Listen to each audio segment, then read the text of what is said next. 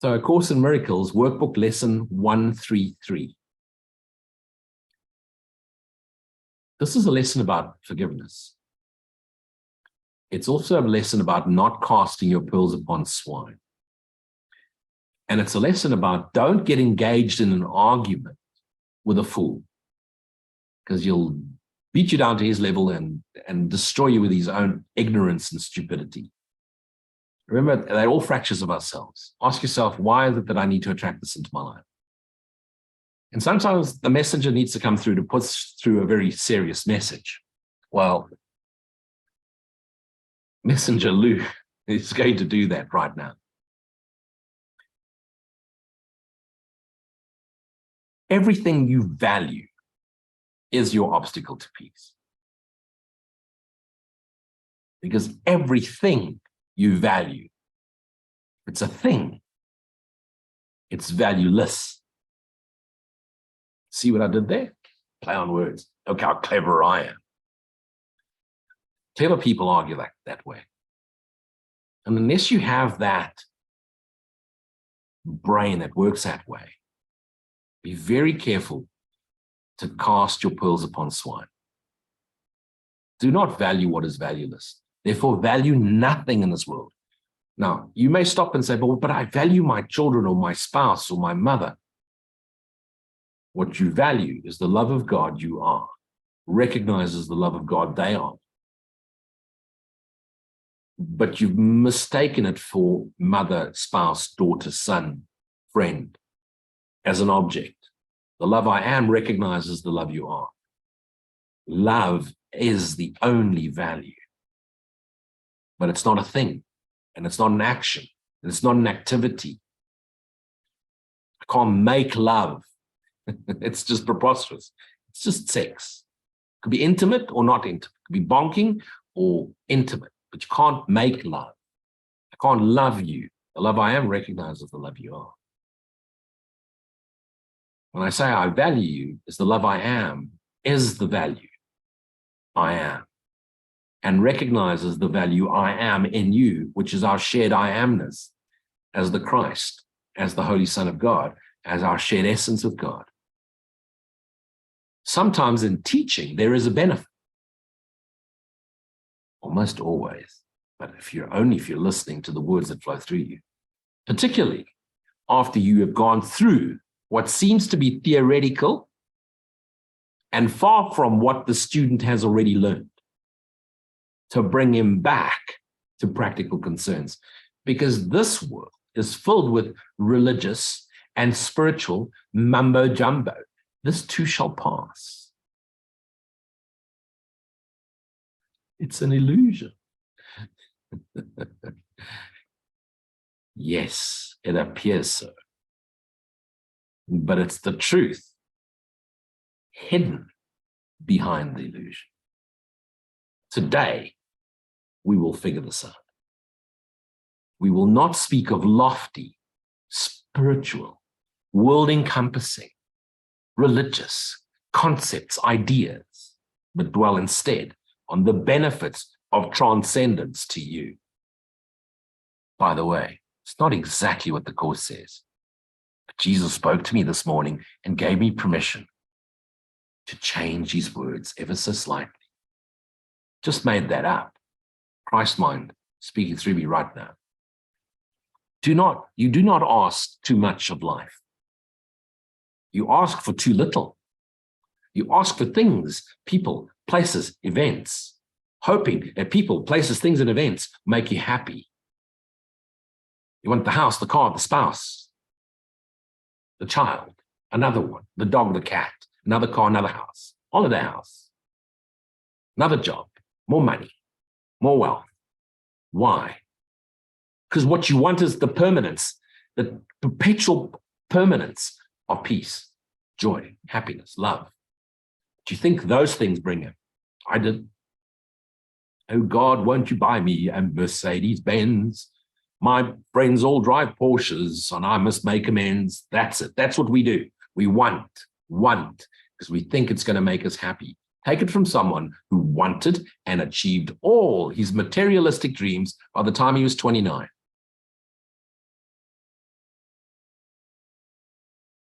You know what a pupil is? It's a Uranus. That's how I felt when I drove around in a Ferrari. I felt like a pupil. The very thing I always wanted as a child, because I watched Magnum PI. I wanted the Ferrari. I felt like a horse's ass driving around in one. And man, was I embarrassed when it broke down in the rain and people drove past and hooted and waved because nobody was going to stop. That stuff doesn't make you happy. It makes you a pupil. Pupils are generally ignorant of what other people think because they're so busy ingratiating themselves with how they think about themselves, because that's the way of the ego. When you let your mind be drawn to bodily concerns, to things you buy, to eminence as valued by the world, you ask for sorrow, you ask for suffering, you ask for a kick in the where the Holy Spirit don't go, not for happiness. This course does not attempt to take from you the little that you think you have or the lots that you think you have. I seek mercy, not sacrifice, said Jesus 2,000 years ago. It does not try to substitute utopian ideas for satisfactions which the world contains. You're not asked to sell everything and give all the money to the guru and go live on the retreat and eat rice the rest of your day while you sweep out the temple. And now you're shuao because you're going to mantra for 8 hours a day and sit in the lotus position and become all zen and snort incense. And now you're spiritual. You're now living on the 22nd dimension because you're an enlightened 7th level soul. Nonsense. There are no satisfactions in this world. This course is a course in understanding the transcendence of worldly understanding into the transcending, into the I amness, and beyond understanding, into the knowing of ourself as our shared essence with God. And knowing is not knowledge, it is being. For being is having, and having is all of it. It's wholeness. It's non-attachment, realizing you connected to all of it. For all of it, the entire universe is in your mind. No sacrifice needed. Where does Elon think he's going to send his rocket ship to? What do you think you're going to find there? So if you build a wonderful new little colony on Mars, you want to get off the grid, you're going to go to Mars. You think they won't be fighting in Mars the minute they settle there? It's human monkeys. You plonk them anywhere, you plonk them on Jupiter, they'll be fighting within a week. They'll fight all the way to Jupiter. That's why you have to put them in cryo sleep, star trekking across the universe, only going forward because we can't find reverse. Yes, I'm batshit crazy. Today, we list the real criteria by which to test all things you think you want. Unless they meet these sound requirements, they are not worth desiring at all. But they can only replace what offers more, what offers all of it. They're only replacements, temporal, ethereal replacements for what we are in truth. The laws that govern choice, you cannot make. No more can you make alternatives from which to choose. God's created, we have made. There's only one law, the law of one. The choosing you can do, indeed you must. But it is wise to learn the laws you set in motion when you choose and what alternatives you choose between. And if you're ever in conflict, it's the two wrong ego minds fighting, because the truth is effortless and natural. And whenever you're feeling guilt and it's annoying you, creating anxiety, it's because you're still indecisive. You're still choosing with the two wrong minds. You have two wrong minds, one right mind, but there's only one true mind, and that's the right one. We have already stressed there are but two, however many there appear to be, because the wrong mind is always in conflict. And as the multiple personality disorders that all human beings suffer from, just some hide it really well. That's ego mind fighting with itself. Good evil, good wolf, bad wolf, good angel, bad angel. There's no fucking angels, wolves, or anything. These are imaginary, separate self ideas fighting with each other to prevent you from being thyself knowingly, which fights with nothing. Holy Spirit God does not fight with evil and darkness and illusions because it knows there is nothing. It just is itself knowingly. And it waits for the fractured parts of its dreaming mind to return to itself knowingly too. The range is set, and this we cannot change. It would be most ungenerous to you to let alternatives be limitless as much as we wish they could be, and thus delay your final choice. There's really only one choice until you had considered all of them in time, or in eternity, and not been brought so clearly to the place when there is but one choice that must be made. Either you choose for illusions or you choose for the truth. That's it. Another kindly and related law, is that there is no compromise in what your choice must bring. Choose illusions, you choose hell. Choose the truth, abide silently. You've chosen heaven. Heaven is silent. So are you, so is God. It cannot give you just a little, for there is no in-between. Hence the in-between spirit world is also no in-between. It's part of the dreaming mind. Don't wish to go back there. Go back here now. Each choice you make brings everything to you or nothing. And even though you think you have lots in this world, you have nothing. Therefore, if you learn the tests by which you can distinguish everything from nothing, you will make a better choice. You'll make the only choice there is to make. First, number one, numero uno, if you choose a thing that will not last forever, what you choose is valueless. If it dies, rusts, breaks, and gets thrown in the garbage bin, it was never real. Now, don't go throw away your spouses now. Your children, no. The love I am recognizes they fractured parts of you. Sentient beings are fractured parts of you. What's valued in them, what's value in them is the value of the love we are. The body seems to die. But how do people choose partners? And it's all objectification. Desire the object. You really love the essence before you engage the essence. Very often the attraction energy, the chemistry, is designed to bring you into that confrontation with the mirror you've so often denied. A temporary value is without all value. Time can never take away a value that is real. What fades and dies was never there and makes no offering to him who chooses it. He is deceived by nothing in a form he thinks he likes. And forms are there only but to deceive. Numero dos, two, if you choose a thing, if you choose to take a thing away from someone else, you will have nothing left. Now, there's three types of humans. Those that want to build stuff, those that are too stupid to build, so they wait for you to build it to steal it, and those that want to destroy everything that's built. This is what we're talking about here. You want to take stuff away, fight you for it, out-strategize you for it. The Me Too movement. This is because when you deny someone else's right to everything, you've denied your own because you're one shared being. You only harm yourself when you harm another.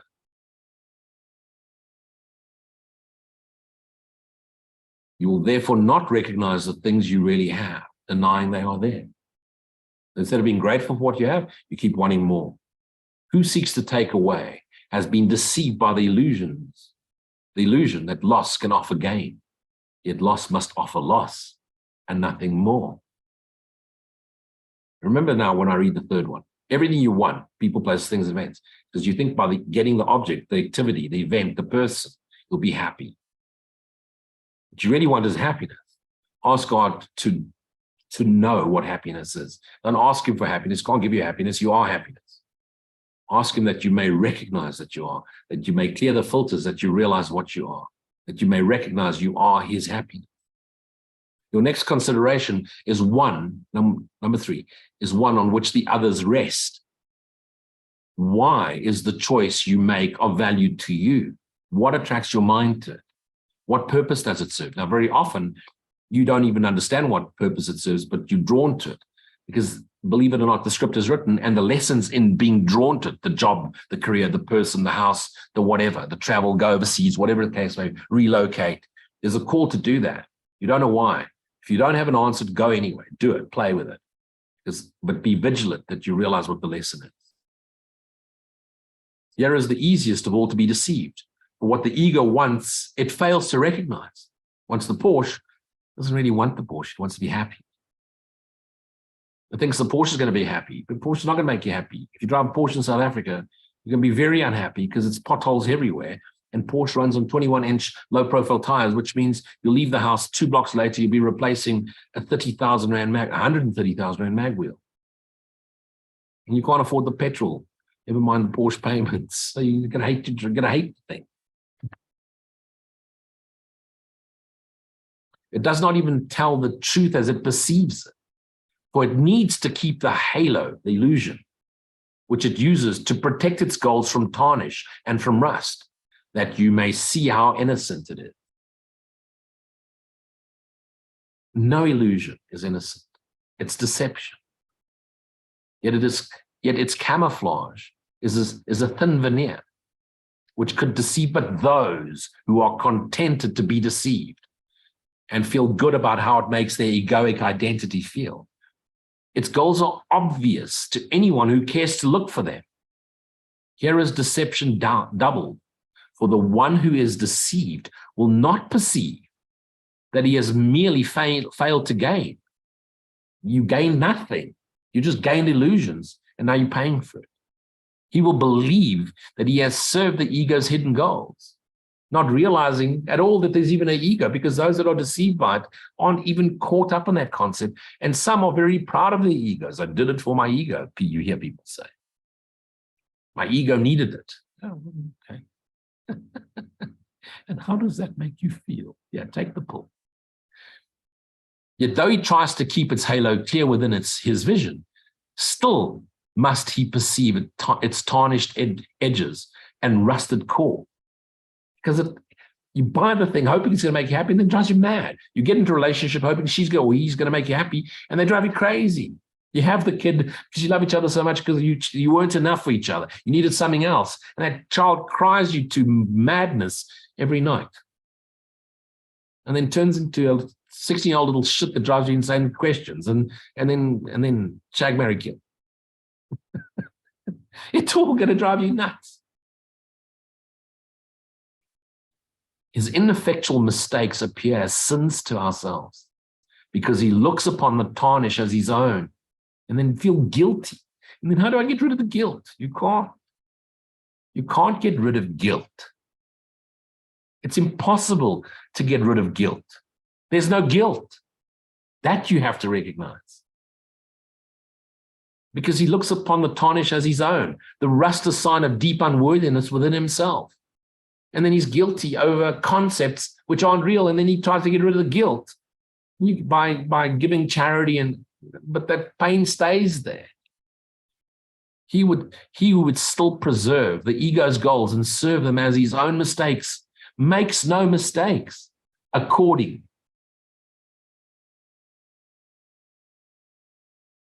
to the dictates of his guide, the ego. This guidance teaches it is error to believe that sins are but mistakes. For who would suffer for his sins if it was so? Ego needs you to believe in sin, that you're unworthy, that you're going to be punished. Fear death is what's going to happen when you get to the other side, even though the church has told you you're okay if you gave your life to Jesus. But your guilt remains. And so you continue to fear death. It won't go away because guilt cannot go away because you've made it real. It only goes away when you recognize the truth, which means this is all illusion. There is no sin. And so we come to the criterion, number 4. That is the hardest to believe because its obviousness is overlaid with so many levels of obscurity. If you feel guilty about your choice, you've allowed the ego's goals to come between the real alternatives. Illusions, dream, truth, self, silence. And thus you do not realize but that there are but two, And the alternative you think you choose seems fearful and too dangerous to be the nothingness it actually is. All things are valuable or valueless, worthy or not of being sought at all, entirely desirable or not worth the slightest effort to obtain.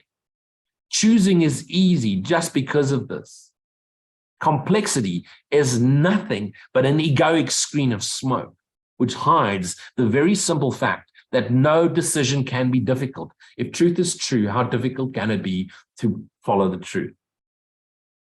It's difficult because we've made it so complex with a million theories and constructs and beliefs.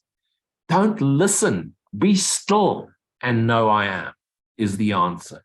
Don't question, don't interrogate, don't investigate, be still. Investigate if you're like me, but I'm 55 years old. I've spent the last 30 years investigating, only to realize if I had just been quiet and just went back to the mountain as often as I used to go, sit there in the mountain and just breathe and feel that grandeur of God throughout. No, I had to go. New York. I had to go and find the big apple, just like Eve did. What is the gain to you in learning this? It's far more than merely letting you make choices easy and without pain. Be still and know I am. Give gratitude. Heaven itself is reached with empty hands. Empty hands is no hands. Let go. And open minds show me another way to see this. Not preconceived ideas, which come with nothing to find everything and claim it as their own. We will attempt to reach the state today with self-deception laid aside, all concepts gone, with an honest willingness to value, but the truly valuable and the real. But we don't know what it is, so we're not going to expect it. We ask to be shown. Our 2 extended practice periods of 15 minutes each begin with this. I will not value what is valueless, and only what has value do I seek, for only that do I desire to find. I know not what it is, so let me not imagine. Father, show me. In order for you to show me, I have to be still and know. Offer gratitude, sink into the heart. Invite your presence in. Be still and know I am. Father, show me another way to see this. That's the only question I have. It's the only request I have. It's the only desire I have. I truly want to know myself with total clarity. Be myself knowing. Realize that I conceptualize I am the extension of you. Show me a way to recognize this in my being. And now be still. Don't ask again. You've asked once. God heard you. Not deaf, not an old man, not hard of hearing. He's got it. That's all he wants you. You've asked once. No need to ask again. And then be silent and receive what waits for everyone who reaches unencumbered to the gate of heaven. Gate of heaven, silent stillness. That's the bridge, which swings open as he comes.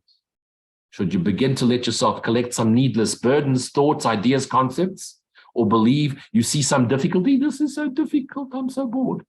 Shut up. Be quick to answer with this simple thought. I will not value what is valuable, for what is valuable belongs to me. Now, how does it help you to engage in conflicting arguments over beliefs? Why do you need to convince someone else that you know what is better? If you knew the self and someone said something stupid, ignorant, religiosio, churchian, just managed.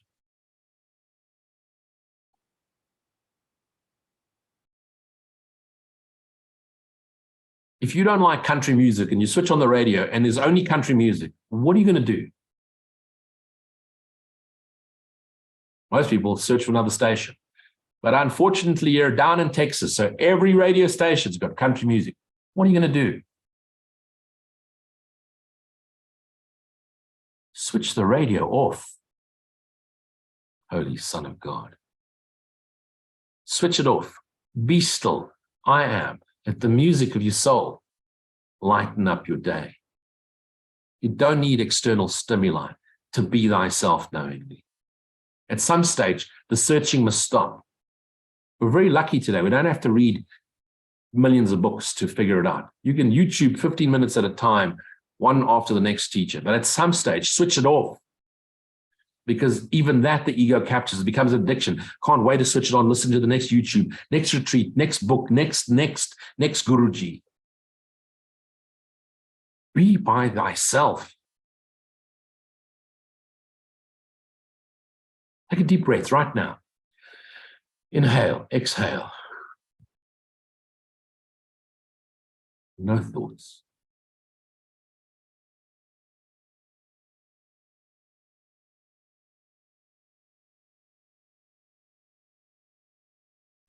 That silent stillness, where there was no thought, that's what your self sounds like.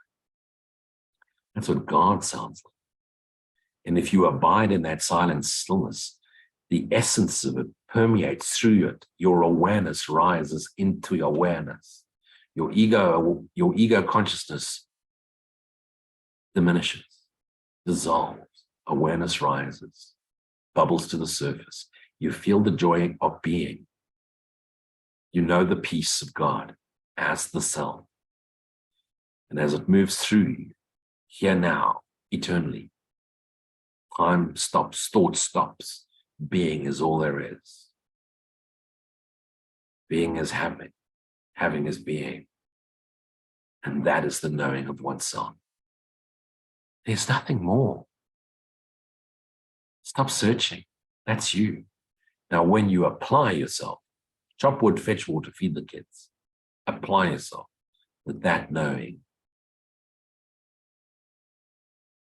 Don't engage. When we hear concepts and ideas, country music blaring through the various spiritual and religious radios, listen dispassionately. Don't need to correct, you don't need to argue. Let them speak. Let them say whatever they want to say. If they're asking you to get engaged,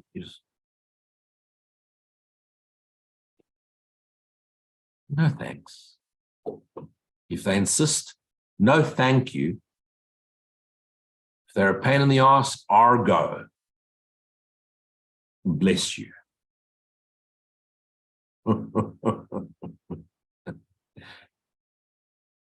It's your dream. Play it however you want. The truth is, be still and know I am is our shared being with God. You're blessed. Thank you for joining me.